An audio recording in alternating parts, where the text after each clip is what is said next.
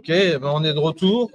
Merci d'avoir patienté parce que on était en train de fixer la bâche derrière nous pour qu'on ait un peu plus de décor, que ce soit plus sympa et qu'aussi on ait la possibilité de voir un peu toutes les entreprises qui sont présentes sur ce salon. Et une des entreprises qui est sponsor de cet événement, Equity BCDC, une banque basée au Congo. Et on a un de ses directeurs, une figure très importante de la banque. Je vais la laisser se présenter. Je vous laisse vous présenter. Bonjour et Bonjour merci pour l'invitation. Je suis Jean-Claude Chipama. Je suis directeur général adjoint de Equity BCDC. C'est un plaisir d'être là ici et rencontrer les entrepreneurs. C'est un plaisir de vous recevoir. C'est une première aussi parce que on n'a jamais fait ce genre d'émission ici en direct sur le salon Congo à Paris. Donc en tout cas, merci d'être venu.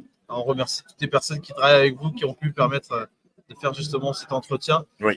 Est-ce que rapidement, pour ceux parce que c'est vrai qu'il y a beaucoup de gens qui ne connaissent pas bien Congo à Paris, mais est-ce que vous pourriez d'abord peut-être nous parler de vous, qu'est-ce que c'est Equity BCDC? On sait que c'est une banque, mais quelle est la particularité de cette banque et comment vous vous présentez ici sur le salon?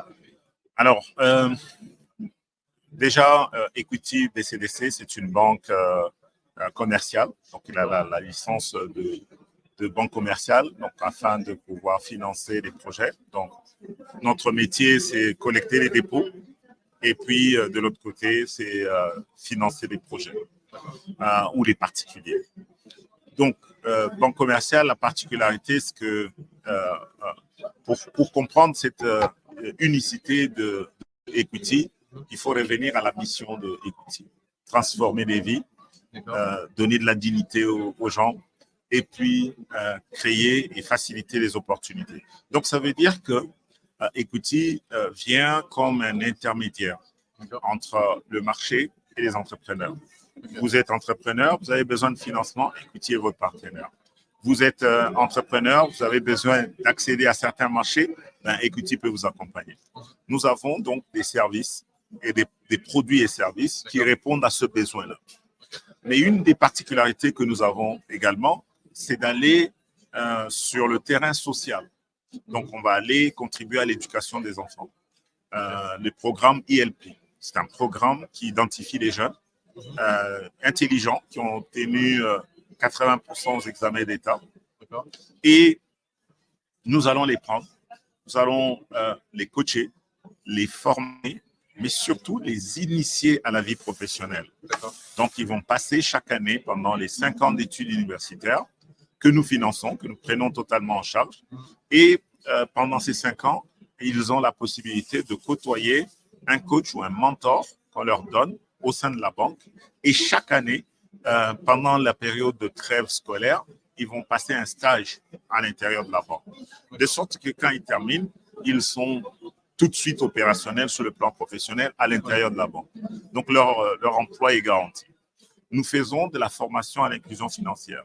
Nous allons identifier des personnes que nous ciblons comme clients demain, mais aujourd'hui qui ne sont pas encore clients parce qu'ils ne savent pas comment on gère, comment on épargne, comment on planifie, comment on gère de la dette, etc. L'entrepreneuriat, aujourd'hui, c'est un maître mot, c'est à l'ordre du jour. Nous allons former les entrepreneurs, par exemple dans l'agriculture, dans le commerce transfrontalier, dans le carburant, dans la sous-traitance minière.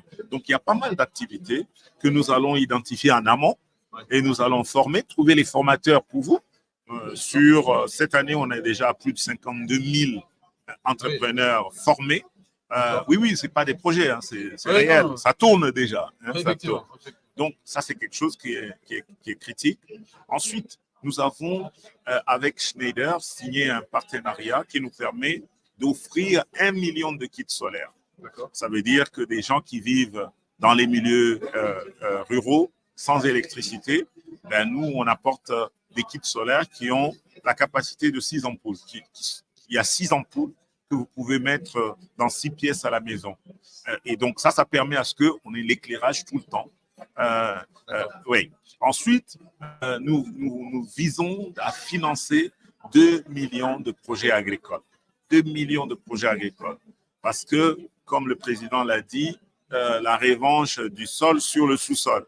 Parce que jusque-là, on a beaucoup exploité et compté que sur le sous-sol. Maintenant, il est temps que nous puissions combler le déficit alimentaire. Vous savez que, juste pour l'exemple du maïs, nous avons besoin de 3 millions de tonnes par an. Aujourd'hui, on n'en produit que 270 000 tonnes par année. Donc, on a un gap énorme, un déficit énorme en termes de nourriture. Nous importons tout ce que nous mangeons au Congo.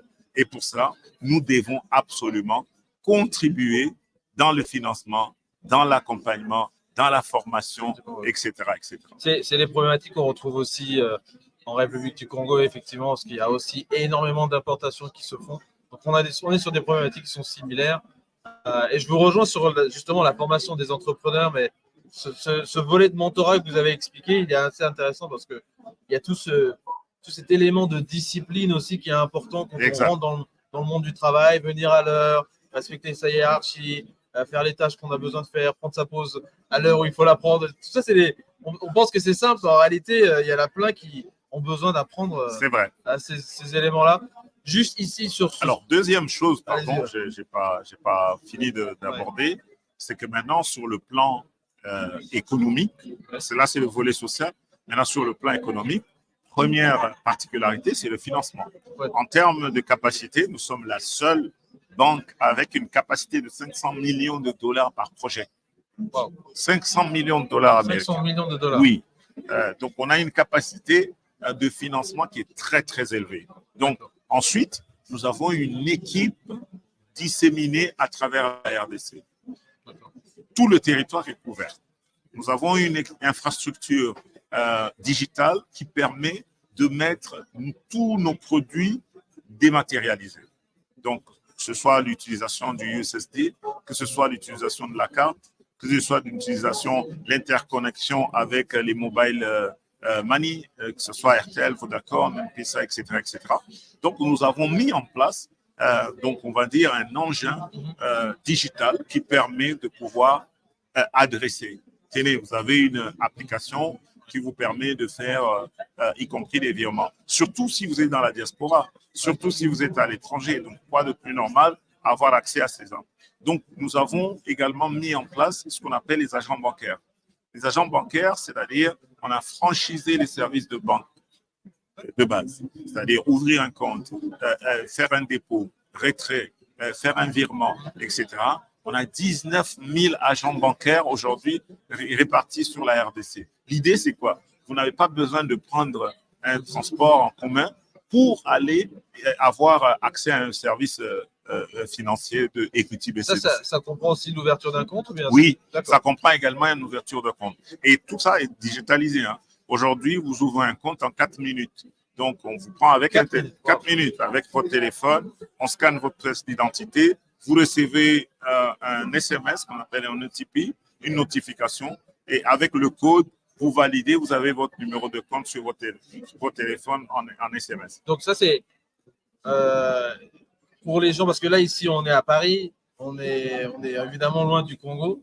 C'est aussi des choses qui sont accessibles pour les personnes qui sont. Mais c'est de ça que je parle. D'accord. Non, mais parce que c'est important de. Le stand est là. Oui. Vous pouvez ouvrir un compte là. Sur le stand. Oui, là. Voilà. Vous pouvez ouvrir. Donc, on parle de digitalisation là. Vous pouvez ouvrir le compte, vous activez, vous avez votre numéro et tout se passe en temps réel. Donc, il faut juste avoir votre pièce d'identité. Et puis, vous pouvez même faire une demande de crédit. Ah oui. Wow. Vous pouvez même faire une demande de crédit. Donc, toute la banque est disponible. Toute la banque est là, ici. Et là au salon. Et les équipes, regardez, les équipes sont sur place et qui sont prêtes à rendre service immédiatement. Très bien. Je pense que c'est une présentation bien complète. Parce que c'est vrai que quand on voit les stands, on n'a des fois pas l'idée de savoir exactement jusqu'où ça va. Oui. On voit quelques roll-up, quelques bannières, etc. Mais il y a une banque qui est ici, au CNP. Donc voilà, il faut le savoir. J'allais vous poser la question de savoir un petit peu, parce que ce n'est pas la première fois que vous venez ici au Congo à Paris. Je pense que vous étiez là l'année dernière, oui. il me semble, en 2022. Ça représente quoi cette présence ici pour vous au salon? Vous savez, la RDC est appelée à se développer. Et elle a besoin de tous ses fils et filles. Donc, Congo à Paris, c'est un rassemblement, c'est un coup de sifflet, hein, un rassemblement en disant « Oh, RDC, peuple de RDC, où êtes-vous? Vous êtes à Paris? Venez à Congo à Paris. » Donc, c'est un rassemblement des filles et fils du pays pour parler d'entrepreneuriat, pour parler de culture, pour parler de langue, pour parler de business, pour parler de ce que le pays nous a donné en fait. Nous sommes héritiers de quelque chose de grand.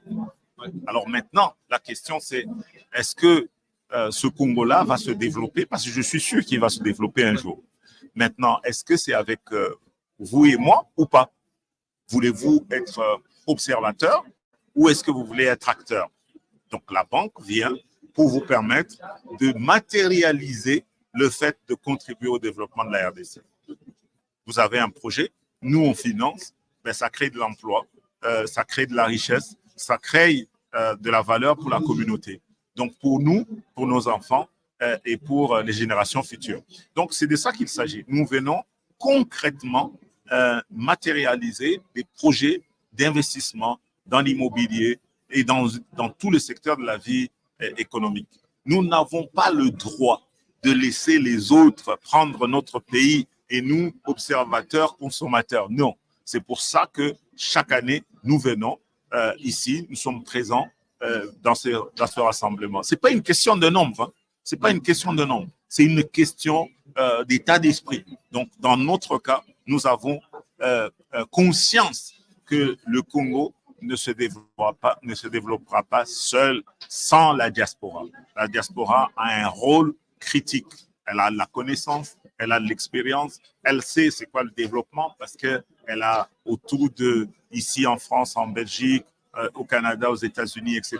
Donc, on a des repères.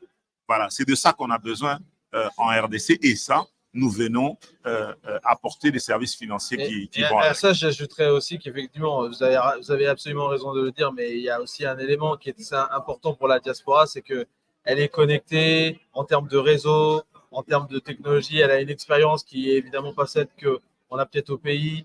Elle a aussi d'autres financements parce que on gagne dans différentes monnaies, etc. Donc il y a une ouverture d'esprit qui est dans la diaspora qui est hyper importante pour que effectivement les deux Congos se développent Oui. au-delà de ce qu'on peut imaginer sur le papier. Ça, c'est ça. C'est quelque chose que je me suis toujours posé, mais effectivement, c'est un peu ça. Oui. Juste un point, parce que je sais que vous avez vu un peu sur LinkedIn notamment, et j'avais vu que vous étiez pasteur aussi. Est-ce que votre engagement comme ça, parce que on sent que vous êtes aussi passionné au-delà du travail que vous faites à la banque, qui est un travail qui est évidemment d'inclusion financière, et ça c'est tout à fait compréhensible, mais je sens qu'il y a autre chose, il y a une passion aussi derrière. Est-ce que votre appel, qui est celui de pasteur, et cette mission que vous vous donnez de pouvoir aussi engager avec la diaspora et pouvoir les aider à ne laisser personne sur le bas-côté, si on peut dire, est-ce que ça se concilie tous les deux? Ah oui, bien sûr, bien sûr. Comment vous l'exprimez aussi? Parce que je sais que vous êtes de ICC également. J'en profite parce qu'on a aussi partagé le live à aussi la communauté d'ICC qui est à Londres. Oui. Parce qu'il y a aussi des églises à Londres, à Manchester, à Birmingham. Donc, on salue les bergers qui sont là-bas, berger Destin, berger Émile aussi qui sont là-bas. Donc, voilà, je salue là-bas. Mais voilà, si vous pouvez juste. Alors, vous savez, nous sommes un être qui est composé de plusieurs parties. Il y a le corps, il y a l'âme, il y a l'esprit. Donc, être chrétien, c'est de partager ma foi, mon identité. Il faut que le monde sache qu'on peut être chrétien et dirigeant de banque. On doit être dirigeant de banque et puis être ce que moi j'appelle la lumière au milieu des ténèbres. C'est notre vocation. Nous sommes appelés à briller, à influencer. En tant que leader, deux choses. La première chose, c'est inspirer. Donc, j'ai besoin d'être un modèle. Et pour ça, Christ est le premier modèle qui nous façonne, qui nous aiguise, qui nous émonde, qui nous travaille au quotidien afin de mettre de côté tout ce qui n'est pas de Dieu en moi. OK? Deuxième rôle, c'est influencer. Nous devons montrer aux gens qui nous sommes. Notre vraie identité, c'est de briller. La lumière n'est pas faite pour être en dessous de la table. Elle est faite pour éclairer le monde. Donc, si nous devons faire les affaires, ben, nous devons faire les affaires avec les valeurs du royaume. La vérité, la sincérité, pas de manipulation, pas de trafic d'influence, etc. Donc, c'est ça un peu que nous sommes venus aussi partager. Ce sont ces valeurs-là de valeurs de vérité, d'honnêteté, d'amour, de pardon, etc., que nous devons mettre en avant en tant que fils et filles du royaume. Et c'est une pensée personnelle, hein, mais vous savez, quand on prend la diaspora congolaise, on a souvent ce décalage avec leurs positions, qui sont des positions très souvent politiques, et puis ce qui se passe au pays qui, bon, frustre les gens, qui ouvre des débats, enfin bref. Et moi, j'ai toujours pensé qu'il y a un travail de réconciliation qui doit être fait. Je prends surtout l'exemple du Congo-Brazza, parce qu'il y a des gens qui sont ici à Paris et qui se sont installés depuis 10 ans, 15 ans, 20 ans, avant la guerre, pendant la guerre, juste après la guerre de 97, et qui ont chacun des parcours différents et qui ont cet amour du Congo, parce qu'ils veulent toujours savoir ce qui s'y passe, mais qui ne veulent pas y retourner. Vous voyez ce que je veux dire? Mais ils sont prêts à en parler tous les jours. C'est-à-dire matin, midi, soir, ils sont là, ils veulent savoir les dernières infos du Congo. Alors, ce n'est pas forcément les derniers produits qui sont sortis ou des initiatives économiques intéressantes, mais il y a ce... C'est pour ça que je trouve que cet événement, à titre personnel, hein, c'est un élément qui peut permettre aussi une connexion, de se réconcilier aussi avec des choses positives et des choses intéressantes. Donc, j'apprécie votre présence ici parce que justement, le fait qu'il y ait des banques qui viennent du pays, qui viennent pour cet événement de 2 jours, c'est pas assez long peut-être. Il faudrait peut-être un jour faire une semaine, je sais pas. Vous savez, nous avons l'obligation, hein, parce que nous ne sommes pas originaires du Congo par hasard. Donc, nous avons l'obligation morale et de développer ces deux pays. Nous en avons l'obligation. Alors, ça sera avec nous ou sans nous. Le pays est en train d'être envahi par des étrangers. Ce qui n'est pas mauvais, parce que nous aussi, nous sommes étrangers dans les pays. Ce qui est bien. Mais quel est le rôle que nous allons avoir en tant que tel? Est-ce que c'est un rôle d'observateur éloigné dans le confort de Paris? Ou alors, nous voulons être acteurs? C'est ça la question de réflexion qu'il faut se poser. Soit être le wagon ou être la locomotive. Voilà. Donc, il faut, oui, c'est bien de critiquer, c'est bien de commenter, c'est bien de se fâcher. C'est quelque chose, malheureusement, c'est la réalité. Donc, à partir de ce moment-là, qu'est-ce que nous faisons? Est-ce qu'on se contente de pouvoir, ah oui, mais le pouvoir, le président, il n'a pas fait, le gouvernement, etc., etc. Ou est-ce que je retrousse mes manches et puis je descends sur le terrain, juste pour la RDC, 80 millions de terres arabes, 80 millions. Donc, ça veut dire qu'il y a de quoi produire et produire. Créer des entreprises agricoles, créer des usines de transformation. Et ça, c'est un héritage pour mes enfants que je vais laisser. Donc, ça n'a rien à voir qu'il y ait un gouvernement de droite ou de gauche. On s'en fout, un peu à la limite. Donc, on a besoin de jouer un rôle, je pense qu'un rôle, pas que d'observateur, un rôle d'acteur. Et c'est pour ça que Equity vient avec les outils, avec les financements nécessaires pour permettre à ce rêve de se matérialiser. Vous savez, quand il s'agit des projets, il n'est jamais question d'argent. Jamais. Jamais. Il est question de ce qu'il y a dans la tête.